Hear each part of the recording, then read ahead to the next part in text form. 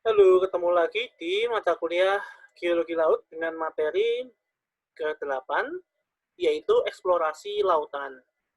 Oke, ini menarik ya. Jadi sekarang ini materi kita sudah arahnya memang aplikatif ya, artinya ini eksplorasi kaitannya dengan geologi. Tidak secara langsung kita membahas tentang batuannya dan sebagainya, karena sudah kita lalui di minggu yang lalu, berbagai macam batuan. Nah, ini adalah lebih ke eksplorasi. Jadi saya akan coba menjelaskan tentang peran penting geologi dalam eksplorasi lautan. Karena dengan mengenal kondisi geologi, kita juga bisa mengenal lebih jauh mengenai kondisi lautan secara umum. Ya, dan bagaimana cara-caranya, metodenya akan coba uh, kami paparkan pada kesempatan ini. Oke ya, eksplorasi. Jadi apa itu eksplorasi? Eksplorasi merupakan dari kata dasar explore ya. Explore itu merupakan penjelajahan gitu ya. Suatu kegiatan pencarian ya, dengan tujuan untuk memperoleh informasi atau temuan baru. Bahkan di masa sekarang, jangan dikira bahwa lupa itu kan zaman dulu orang eksplorasi mencari pulau-pulau baru gitu ya. Saat ini pun manusia itu masih juga melakukan eksplorasi. Karena apa? Di lautan yang sangat luas ini, yang hampir 2/3 bumi itu merupakan lautan, belum semuanya bisa dieksplorasi. Karena memang keterbatasan alat, keterbatasan waktu, keterbatasan kemampuan kita sebagai manusia yang tentunya membutuhkan usaha yang keras untuk bisa memetakan dasar laut. Nah, itu semua dibantu dengan teknologi sehingga sekarang sudah mulai bisa mendapatkan informasi yang lebih detail lagi mengenai dasar samudra. Walaupun demikian, masih banyak lagi yang belum bisa kita akses atau kita identifikasi. Nah, seperti apa eksplorasi geologi itu? Dulu awalnya, anggapan awalnya, dasar laut itu dianggap datar, flat ya, tanpa bentukan seperti di darat. Jadi kalau di darat itu kan ada lembah, gunung, bukit-bukit gitu ya. Di dasar laut orang tuh belum berpikir ke atas itu, mengiranya itu dataran yang datar semua, apa dasar laut itu datar semua. Itu awalnya ya. Jadi ini pengertian awal ya. Lalu ada yang menganggap juga bahwa laut itu merupakan gurun ya. Dalam tanda kutip bukan gurun seperti di permukaan yang tandus ya, di daratan yang kering gitu. Bukan, tapi ya gurun. Karena apa? Isinya pasir semua. Sedimen dari daratan dan debu. Luas seperti padang gurun, tapi di lautan gitu ya. Nah, itu anggapan awalnya gitu kan. Lalu dianggap juga adanya lapisan yang tebal gitu kan. Nah, sesungguhnya sekarang ini temuan-temuan di era modern ini bahwa laut itu bukan lagi seperti yang digambarkan atau dibayangkan masa lalu. Nah, ini bayangan masa lalu penuh dengan monster-monster yang besar, mengerikan ya. Ya memang makhluk hidupnya di sana memang cukup unik ya. Ya mungkin juga ada makhluk yang besar juga. Tapi istilahnya secara secara geologi itu bukan seperti kosong gitu ya. Nanti kita akan jelaskan seperti apa sih bawah laut itu. Nah ini ya, orang mengira dulu seperti ini. Dan memang mereka tidak mengada-ada karena cumi raksasa ada, gurita raksasa ada, tapi tidak sebesar atau semasif yang digambarkan oleh masyarakat di masa lampau. Kelihatannya mereka lebih melebih-lebihkan informasi ini. Yang kita ketahui saat ini, cumi-cumi dan gurita raksasa ya tidak menenggelamkan kapal, tapi memang besar dan mungkin bisa menangkap kita juga kalau tidak hati-hati. Tapi juga mereka tidak memangsa ya, mangsanya kan beda ya. Hanya mungkin jika diganggu mereka bisa melawan. Tapi sejauh yang kita ketahui, cumi-cumi atau gurita itu cenderung melarikan diri ya kalau ada gangguan. Jadi bukan seperti yang monster seperti ini ya, monster yang mengerikan seperti ini bukan. Nah, setelah Perang Dunia Kedua, itu para ilmuwan, para politikus, mereka melihat bahwa dasar laut ini sebagai suatu eh, potensi, ya, potensi sumber daya alam, potensi yang besar gitu kan, apalagi bisa menguasai dasar laut. Artinya kalau kita perang dan kita bisa menguasai dasar laut, maka pergerakan kita bisa sampai ke wilayah musuh dengan tidak terdeteksi. Oleh karena itu, sejak mulai Perang Dunia Kedua, beberapa negara berlomba-lomba untuk mengeksplorasi dasar lautan menggunakan kapal selam, menggunakan kapal di permukaan dengan teknologi untuk mengindra dasar laut. Itu mulainya malah di Perang Dunia Kedua. Sejak saat itu banyak sekali eksplorasi yang telah dilakukan. Nah, kenapa sih kita perlu mempelajari dasar samudra?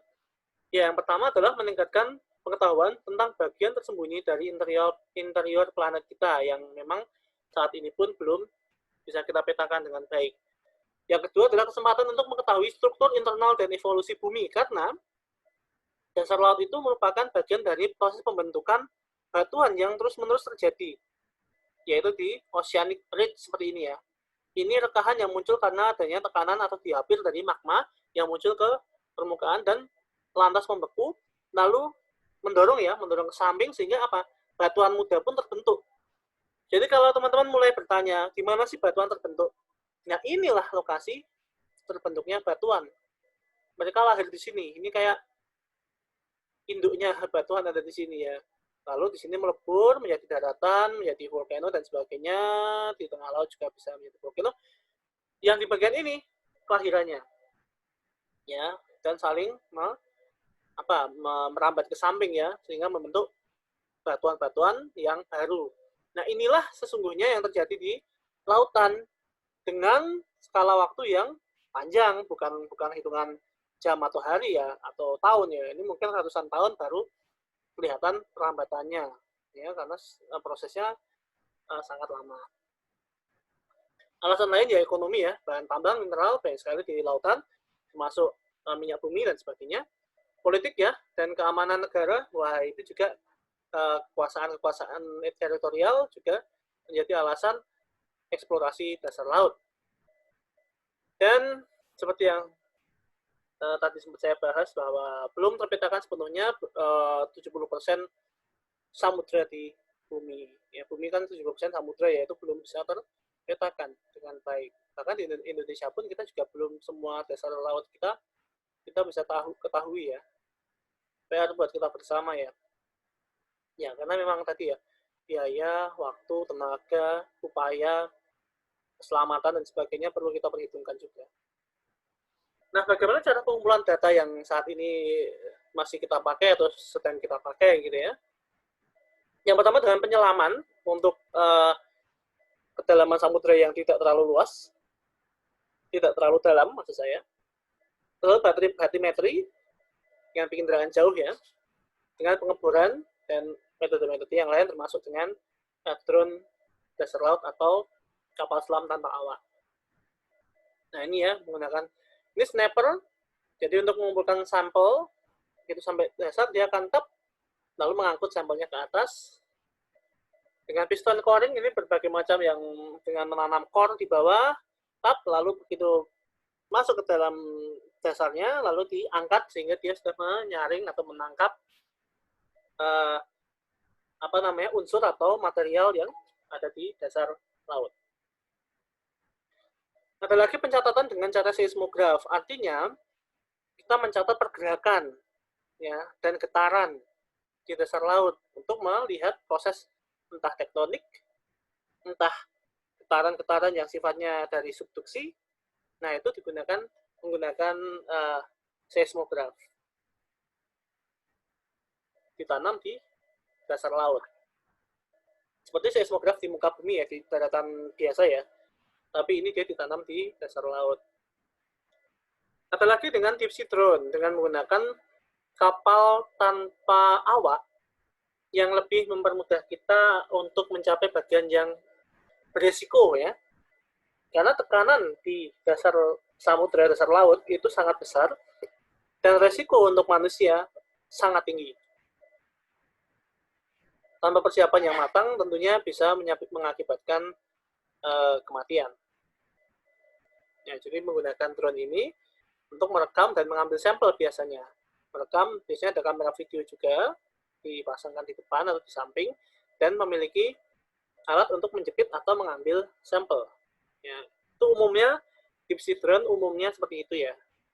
Kamera dan alat mengambil sampel. Yang kedua adalah lagi dengan model bathymetry, yaitu dengan menggunakan sonar. Ya, jadi kita memantulkan satu suara dan merekam lagi menggunakan sensor, sehingga kita bisa melihat jarak di kedalaman. Begitu mencapai daratan, mencapai dasar laut maksud saya, suara akan memantul dan kita bisa mencatat topografi dasar lautnya. Yang menggunakan sonar, sound navigation and ranging. Ya, menggunakan sonar untuk menentukan kedalaman jarak topografi dasar laut.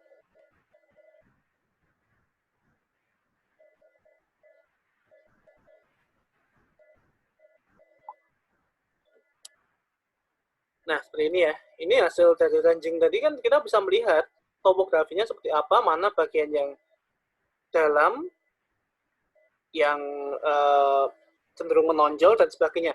Ini akhirnya menjawab pertanyaan yang studi-studi awal dulu yang menduga bahwa dasar laut itu hanya hamparan ya, hamparan luas. Ternyata sangat apa namanya, tidak kalah variatif dengan permukaan bumi di daratan ya. Kelihatan sekali ini daratan ya, kalau Anda lihat ini daratan yang bagian lebih naik, lebih di atas nih rasanya ya, lebih ini Asia dan India, Indonesia sebagian. Tapi Anda lihat dari dasar laut juga tidak kalah bervariasi. Ada palung laut Mariana, ini palung laut paling dalam ya.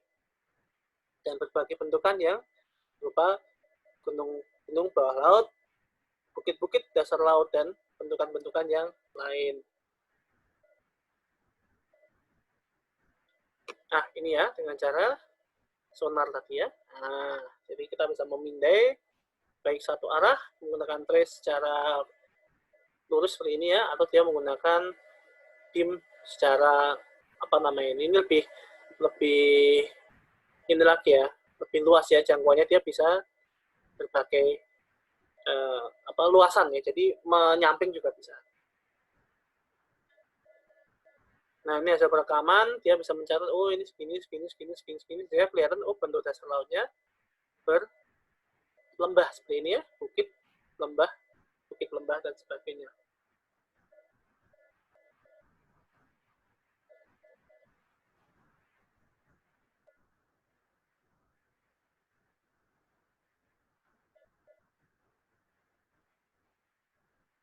Nah, ini ya, juga sama.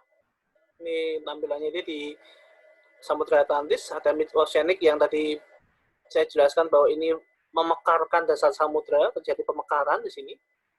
Ya, pembentukan batuan baru di bagian tengah ini ya. Sebaliknya, di sini, ini di Samudra Pasifik, termasuk di Palung Laut Mariana, di sini, Palung Laut Mariana, ini terjadi penghancuran lempeng samudra. Lahirnya di sini,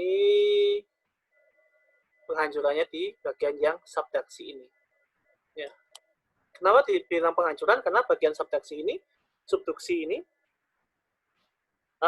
lempeng samudra menunjang ke bawah, mendekati astenosfer, magma, lalu melebur menjadi magma itu sendiri, dan dia akan tekanannya akan dilepaskan kembali ke mid-oceanic ridge atau di volcano atau gunung api yang ada di daratan dan lautan. Nah, jadi seafloor itu, dasar laut itu bentuknya seperti ini ya, sangat beragam dengan bentukan-bentukan yang tidak kalah bervariasi dengan daratan. Ada continental shelf ya, bagian yang melandai dari benua menuju ke samudra. Ada canyon seperti lembah yang curam seperti ini. Ada yang plain juga, ada yang datar juga seperti ini. Ini yang mid-oceanic ridge tadi ya, yang terbentuk dari adanya magma yang keluar tadi. Ada guyot, guyot itu seperti bukit yang tersisa ya, seperti ini, namanya guyot. Guyot. Ada trench atau palung. Ya. Ada continental slope, ya, atau lereng benua. Continental ridge ini agak landai, ya, tapi sudah menuju ke samudra bawah.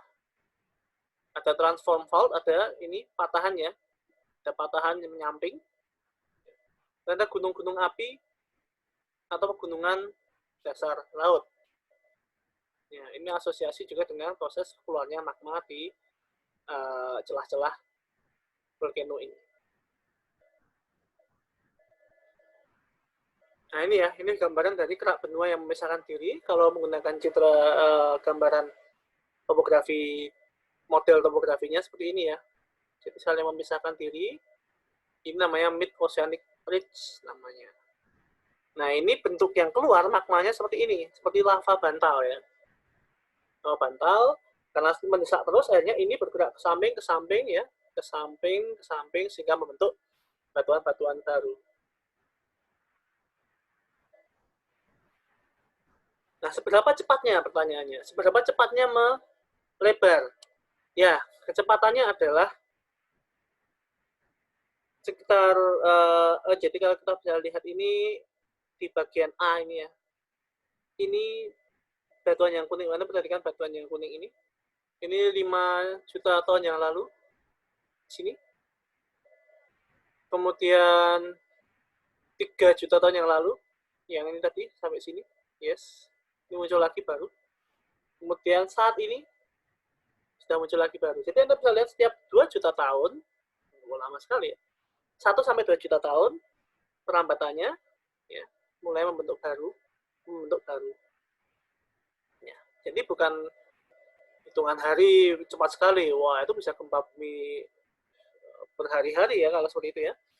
Tapi dia hitungannya sampai berjuta-juta tahun. Nah, ini ya, oceanic ridge ya. Ini juga bisa terjadi di daratan, di mana daratan juga mengalami ini juga ya, bisa mengalami tarikan ke samping ya. Nah, seperti ini ya, bentuknya dia mengalami rongga seperti ini, karena sama-sama menjauh ya, bagian ini ke kanan, ini ke kiri, sehingga terbentuk rongga, dan ini biasanya dialiri oleh air menjadi suatu danau. Ya. Ini di Afrika ya, African Rift Valley.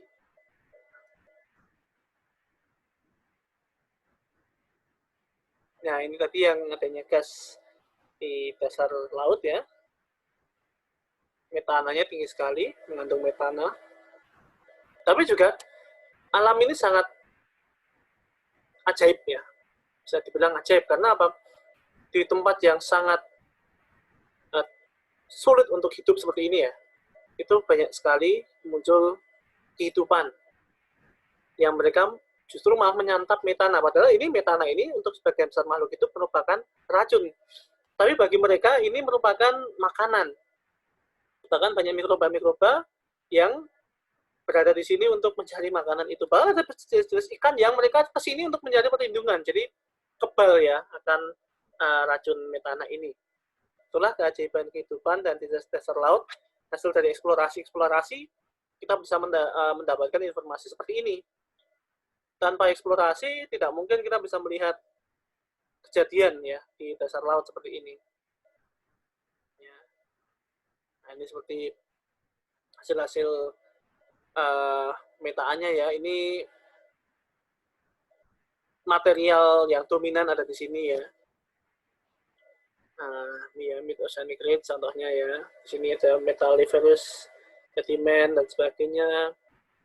Di continental margin ini dominan seperti ini. Ini merupakan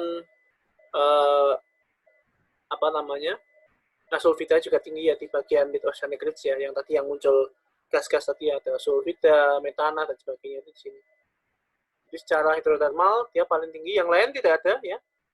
Di Simon Province ini keras ya, keras itu lempeng, pembentukan ini lempengnya, dominan di material lempengnya. Ini ada fosforits, sand and gravel, pasiran ini yang di continental margin, jadi yang sudah dipengaruhi oleh benua, sehingga terdapat material berupa sand, pasir, kerikil ini ya dari deposit sedimen dari benua. Kalau ini deposit dari lempengnya sendiri ya, dari lapisan lempengnya sendiri. Kalau ini lebih banyak dominan di uh, hidrotermal ya, gas ya. Ini muncul di mid-oceanic ridge, natural and gas deposit muncul di continental margin dan abyssal hills dan seamount province. Unconsolidated sedimentary deposit ada di continental margin. Jadi ini kayak sebarannya ada di situ. Nah ini ya, ini penampakan dasar laut yang ternyata dari kamera kapal selam ini ya, ternyata ya memang tidak serata yang dibayangkan orang pada awalnya. Ternyata variasi dasar lautnya sangat banyak sekali. Nah ini beberapa kapal-kapal yang digunakan untuk eksplorasi, biasanya memiliki peralatan batimetri dan juga memiliki untuk penyelaman ya, peralatan untuk penyelaman.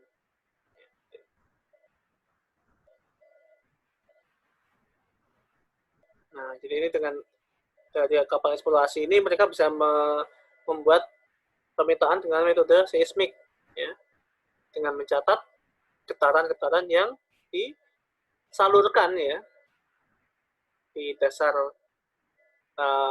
dasar lautan ini ya, mereka bisa melihat di bawah sana ada material apa atau sumber daya alam apa yang terkandung. Jadi kalau bisa menguasai ini, mereka bisa atau kita bisa mendapatkan sumber daya alam yang melimpah. Contohnya minyak bumi yang offshore. Ya, ini kilang-kilang minyak di offshore itu seperti ini ya. Dia mendapatkan model lokasi minyaknya di mana, lalu tinggal melakukan pengeboran. Nah, itu contoh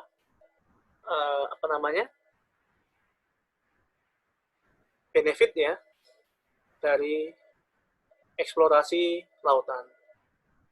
Nah, itu mungkin masih banyak contoh lagi ya. Intinya sebagai kesimpulan ya, eksplorasi lautan itu memang yang pertama tadi ya, untuk kita ilmu pengetahuan.